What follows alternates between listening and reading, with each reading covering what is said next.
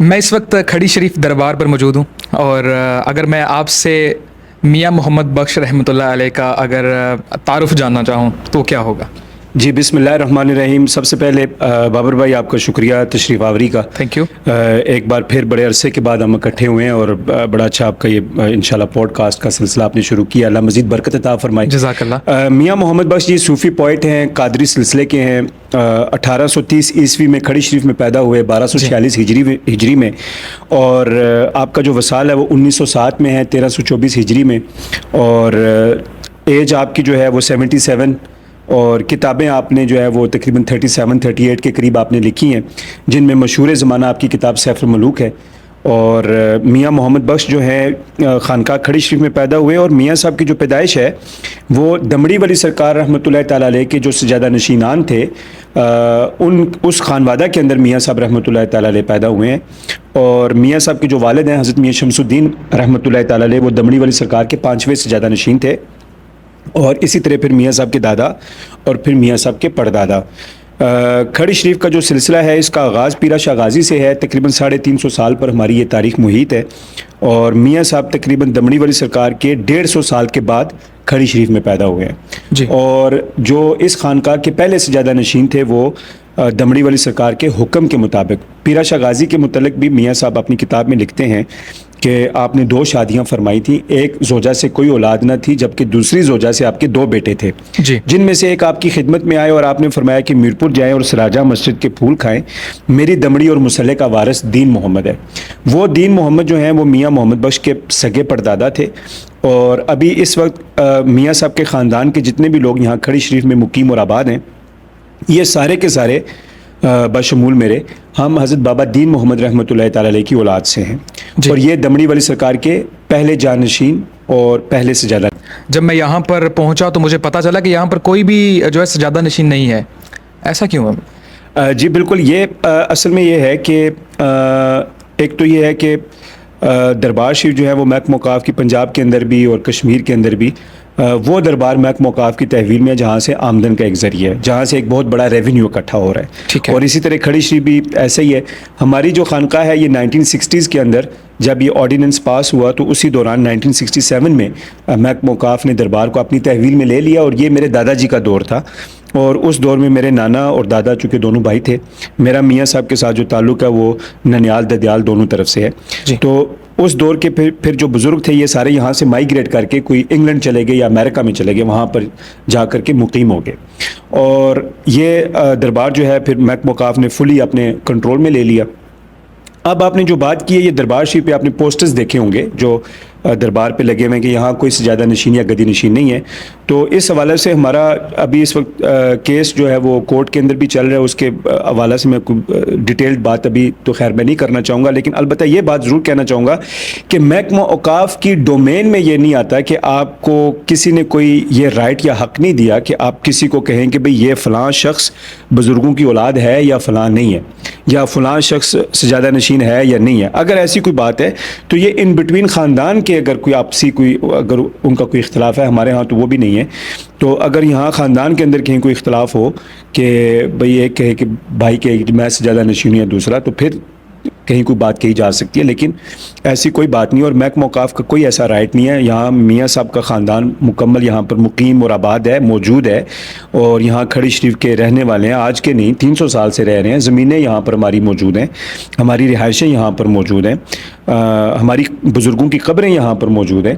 تو محکمہ اوقاف کو بیسکلی بنیادی طور پر یہ رائٹ نہیں ہے کہ وہ کسی کو کہیں کہ کوئی گدی نشین ہے یا نہیں ہے. دوسری بات یہ اس میں یہ ہے کہ آپ جب یہ بات کہتے ہیں کہ ان بزرگوں کا کوئی آگے سجادہ نشین نہیں ہے، تو دوسرے لفظوں میں آپ یہ کہہ رہے ہیں کہ ان کی لیگیسی ختم ہو چکی ہے. ٹھیک ہے. بزرگوں کا روحانی سلسلہ ختم نہیں ہوتا. جی. اگر ان بزرگوں کی بالفرض اگر مثال کے طور پہ لی جائے کہ اگر ایک بزرگ ہیں، اللہ کے ولی ہیں، ان کی اپنی اولاد نہیں ہے، تو ان کے آگے کوئی خلفاء ہوں گے، کوئی خلیفہ ہوں گے، کوئی جانشین ہوں گے، جن کو وہ آگے وہ جو روحانی علم ہے یا جو وراثت ہے اس کو آگے وہ ٹرانسفر کرتے ہیں. تو اس طرح کے بھی ہم نے بہت سارے شرائنز یہاں پاکستان اور کشمیر کے اندر ہم نے دیکھے ہیں کہ جہاں بزرگوں کی اپنی اولادیں نہیں ہیں لیکن آگے ان کے خلفاء موجود ہیں. تو بزرگوں کا یہ جو سلسلہ ہوتا ہے یہ نہ ختم ہونے والا ہے. تو بیسکلی دربار شریف پہ جو سجادہ نشینی والی بات ہے یہ کوئی ایسی بات نہیں ہے، یہ سب پروپیگنڈا ہے. اور جھوٹ کا پلند ہے، اور اس کے حوالے سے ہم already we are in court, اور امید ہے مجھے کہ بہت جلد انشاءاللہ خوشخبری بھی آئے گی۔ جس طرح آپ نے کہا کہ جتنا بھی ریونیو ہے وہ محکمہ اوقاف لے جاتا ہے، تو میں جب یہاں پر پہنچا ہوں تو یہاں پر تو بڑا لمبا چوڑا حساب ہے، یہاں پہ تو ہزاروں کی تعداد میں مرید ہیں، تو پھر یہ سلسلہ آپ کس طرح سے چلا رہے ہیں؟ دیکھیں جی، اس میں یہ بات ہے کہ آپ نے درست کہا، ہم نے کوئی غلہ نہیں رکھا ہوا، جی۔ ہم نے کوئی وہ روایتی جو ایک سلسلہ ہمارے یہاں چل رہا ہے، آپ جانتے ہیں میری چونکہ خود کی پیدائش انگلینڈ کی ہے، اور ہمارے بزنسز انگلینڈ کے اندر، پاکستان کے اندر بھی، اور زمینیں بھی ہیں ہماری، تو ہمارا جتنا بھی یہاں جو ہم آستانہ چلا رہے ہیں، اس پہ جو لنگر کا اہتمام ہوتا ہے، جو تقریبات ہوتی ہیں، روزانہ ختمات قادریہ یہاں پر پڑھے جاتے ہیں ہمارے آستانے پہ، پیرا شاہ ہاؤس پہ، جی۔ ہر روز عصر تا مغرب ختم شریف کی دعا ہوتی ہے، ماہانہ 11ویں شریف ہوتی ہے، ماہانہ محفل ذکر ہوتی ہے جو آج انشاءاللہ شام کو ہوگی، پھر اس کے بعد محرم میں جو شہدائے کربلا کانفرنس، اور اسی طرح ربیع الاول کے حوالے سے پروگرامز ہوتے ہیں، مطلب پورا سال جو ہے وہ مختلف پروگرامز ہوتے ہیں، اور پھر عرس کی جو تقریبات ہیں، دمڑی والی سرکار کا عرس، میاں محمد بخش علیہ رحمہ کا عرس، میاں صاحب کے والد صاحب کا عرس، تو یہ ساری تقریبات یہیں پیرا شاہ ہاؤس پر ہوتی ہیں، اور اس کا جتنا بھی خرچہ ہوتا ہے وہ سارے کا سارا ہم خود سے مینیج کرتے ہیں، اور آپ کا یہ ابھی یہ ریکارڈنگ ہو رہی ہے، اور میں آپ کے چینل کی وساطت سے یہ کہنا چاہتا ہوں کہ میں الحمدللہ یہاں دربار پر بیٹھے ہوئے کسی ایک بندے کا 1 روپے کا بھی روادار نہیں ہوں۔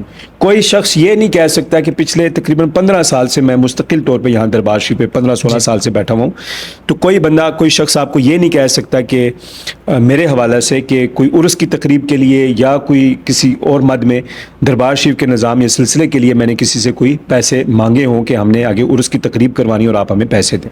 الحمدللہ ہمارے یہاں دربار شریف پہ جتنی بھی تقریبات ہوتی ہیں، جو بھی محافل ہوتی ہیں یہاں پہ، ان ساروں کا جو اخراجات ہیں وہ سارے کا سارا ہم خود سے مینیج کرتے ہیں، کوئی غلہ ہم نے نہیں رکھا ہوا۔ ٹھیک ہے۔ اور دربار شریف کی جتنی بھی آمدن ہوتی ہے اس سے ہمیں 1 روپیہ نہیں ملتا خاندان کے کسی شخص کو، اور وہاں سے جو ریونیو جنریٹ ہوتا ہے وہ سارا کا سارا گورنمنٹ کی طرف جاتا ہے۔ ٹھیک ہے، جس طرح آپ نے مجھے کہا کہ 37 کے قریب جو کتابیں ہیں وہ میاں صاحب نے لکھی ہیں، آپ نے بھی کوئی کتاب لکھی ہے؟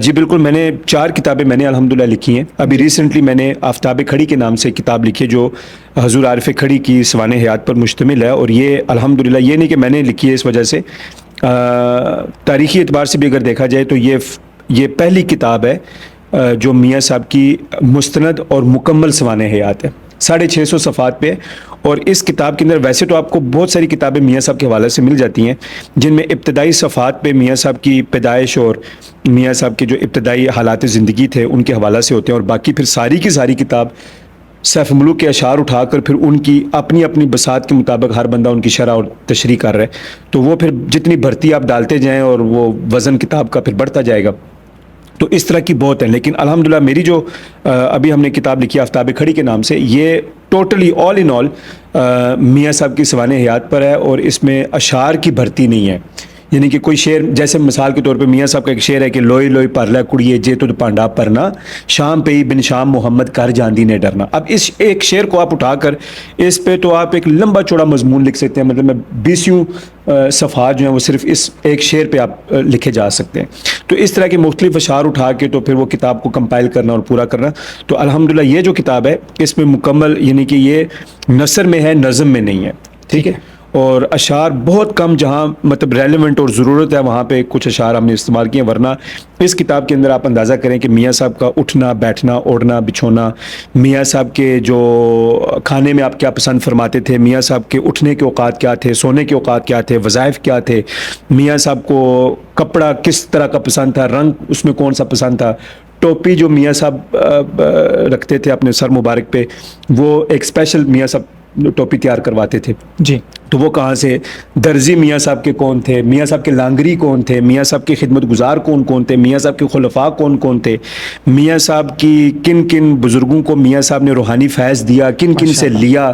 اور پھر میاں صاحب کے جو اسفار ہیں ان کا ذکر ہے، اور پھر میاں صاحب نے بہت ساری اپنے دور میں مساجد بھی تعمیر کروائی ہیں، تو ان کا باقاعدہ اس میں ذکر ہے، میاں صاحب کی بیٹھکوں کا ذکر ہے اس کے اندر، میاں صاحب کے آباء و اجداد کا ذکر ہے اس میں، میاں صاحب نے تعلیم کہاں سے حاصل کی، میاں صاحب کے جو اساتذہ اجازات ہے ان کے اس میں ذکر موجود ہیں, اور پھر میاں صاحب کی کتابیں, اور کتابوں کے اندر پھر میاں صاحب نے کن کن موضوعات کو چھیڑا, تو یہ مطلب بڑی ڈیٹیل کے ساتھ لکھی. اور الحمدللہ آپ کی دعا سے یہ پچھلے سال مجھے پنجاب گورنمنٹ کی طرف سے وہ اس کتاب پہ فرسٹ وننگ ایوارڈ بھی ملا. اس کتاب کے اندر الحمرہ میں پروگرام ہوا تو میں وہاں پہ گیا, تو اس کتاب کے وہ انہوں نے مجھے پھر وہ پہلا وہ اس پہ ایوارڈ بھی ملا. آپ کو لگتا ہے کہ یہ جو پنجابی زبان کے اندر جو مختلف کتابیں جو میاں محمد بخش رحمۃ اللہ علیہ نے لکھی ہیں, اس کو پنجابی لٹریچر میں یا پھر پنجابی سلیبس کے اندر انکلوڈ کرنا چاہیے؟ جی بالکل کرنا چاہیے, اور میرے خیال سے ہو بھی رہا ہے, اس وقت کام جاری بھی ہے. بہت سارے احباب سے میرا بھی رابطہ ہے, اور یہ کچھ عرصہ پہلے تو میاں صاحب کا ایک وہ فاختہ والا ایک واقعہ جو چوتھی کی کتاب میں شاید یا پانچویں میں اس کے سلیبس کے اندر موجود تھا, لیکن ابھی مزید کو اور ایڈ کرنے کی وہ کوشش کی جا رہی ہے. جب کوئی انسان کسی اختیار پہ ہوتا ہے تو اس کے فائدے بھی ہوتے ہیں اور نقصانات بھی ہوتے ہیں. آپ یہاں پر سجادہ نشین بھی ہیں, تو آپ مجھے بتائیے کہ اس کے نقصانات کیا ہیں اور فائدے کیا کیا ہیں؟ دیکھیں جی, میں تو اکثر یہ کہتا ہوں, لوگ کہتے ہیں پھولوں کی سیج, میں کہتا ہوں کانٹے کانٹے ہیں, ٹھیک ہے. اصل میں بات یہ ہے کہ اصل میں یہ ہے نا کہ آج کل آپ کو پتہ ہے سوشل میڈیا کا دور ہے. ایسا ہی ہے. وہ پنجابی کہنے جتنے منہ اتنیاں گلاں, ٹھیک ہے. اور ہمارے ہاں تو ڈیفینیٹلی یہ ٹرینڈ چل رہا ہے جی, پیر ہیں, گدی نشین ہیں, صاحبزادہ صاحب ہیں, خانقاہ ہے, دربار ہے, خلیفے ہیں, گاڑیاں ہیں, وغیرہ وغیرہ. اب یہ نہیں لوگوں کو پتہ ہوتا کہ بھائی اس ساری چیز کے پیچھے ان کی اپنی سٹرگل کتنی ہے. میں اب جب دربار کھڑی شریف پہ آیا ہوں تو مجھے یہ سارا جتنا بھی سلسلہ بھی آپ نے دیکھا یہ بنا بنایا نہیں ملا مجھے. صحیح. میں نے الحمدللہ اللہ کے فضل سے, کرم سے, والدین کی دعا سے, بزرگوں کی نگاہ سے, آپ جیسے بھائیوں کی دعا سے میں نے الحمدللہ بہت مار بھی کھائی ہے اور بڑی محنت بھی کی ہے. میں نے مدرسوں میں دھکے کھائے ہیں, میں نے قرآن حفظ کیا ہے, میں نے کتابیں پڑھی ہیں, درسیات پڑھی ہیں, ٹھیک ہے. میں پیدا انگلینڈ میں ہوا, اب وہاں کا جو ماحول تھا وہ ٹوٹلی ڈفرینٹ تھا, یہاں کا ماحول مطلب ٹوٹلی اپوزٹ تھا. صحیح بات ہے. اس کے باوجود پھر میں پہلے شروع میں سائی وال بورے والا, ٹھیک ہے, وہاں پہ ایک مدرسے میں وہاں پہ داخلہ لیا, پھر وہاں پہ پڑھائی شروع کی, پھر وہاں سے راول پنڈی آ گیا. مفتی سلمان احمد رضوی صاحب رحمۃ اللہ تعالیٰ علیہ بھی وصال فرما چکے ہیں, تو وہ میرے استاذ تھے, تو ان سے میں پڑھا ہوں. اور پھر قاری علی اکبر نعیمی صاحب, ان سے میں نے تجوید و قرات پڑھی ہے, اور پھر حفظ بھی قاری اسماعیل ساقی صاحب. تو عرض یہ کرنے کا مقصد یہ ہے کہ یہ جو خانقاہی سلسلہ ہے, ہوتا ہے نا کہ بزرگ چلا رہے ہیں اور ان کے بعد ان کا بیٹا آ گیا, پھر اس کے بعد اس کا بیٹا آ گیا, تو مجھے یہ سارا سلسلہ اس طریقے سے نہیں ملا. ہمارا دربار محکمہ اوقاف کی تحویل میں گیا 1967 میں. میرے دادا اس دور میں, میرے نانا دادا دونوں بھائی تھے, میرا میاں صاحب کے ساتھ دونوں ددیال ننیال دونوں سائڈ سے تعلق ہے. تو ہمارے اس دور کے جو بزرگ تھے وہ سارے یہاں سے مائیگریٹ کر کے کوئی امریکہ چلے گئے, کوئی انگلینڈ چلے گئے. 1960s کی میں بات کر رہا ہوں. تو پھر وہیں رہے, سالانہ عرس کی تقریبات پہ آنا, ہفتہ 2 ہفتے رہ کے پھر واپس چلے جانا. تو میں جب مستقل طور پہ یہاں پر آیا ہوں تو I had nothing here basically, ٹھیک ہے. اور شروع سے یہ جو آپ ڈیرا بھی دیکھ رہے ہیں, پیرا شاہ ہاؤس, یہ سارا ہم نے خود تعمیر کروایا. یہاں پہ مسجد میں نے تعمیر کروائی, مہمان خانہ تعمیر کروایا, پھر لنگر خانہ یہاں پر تعمیر کروایا, یہ حویلیاں پھیری, یہ سارا کچھ کیا. مطلب it was a long struggle, ٹھیک ہے. تو ساری اسٹرگل کے بعد آج جا کے تو ابھی بھی am not satisfied with what we have done so far, ٹھیک ہے. ہم نے بہت الحمدللہ کام تو بہت کیا ہم نے الحمدللہ, لیکن میں ابھی بھی سیٹسفائڈ ہوں. میں ابھی بھی یہ سمجھتا ہوں کہ ابھی بھی بہت سارا ریولیوشنری کام جو ہے وہ کرنے کے لیے ابھی we have lot more work to do yet.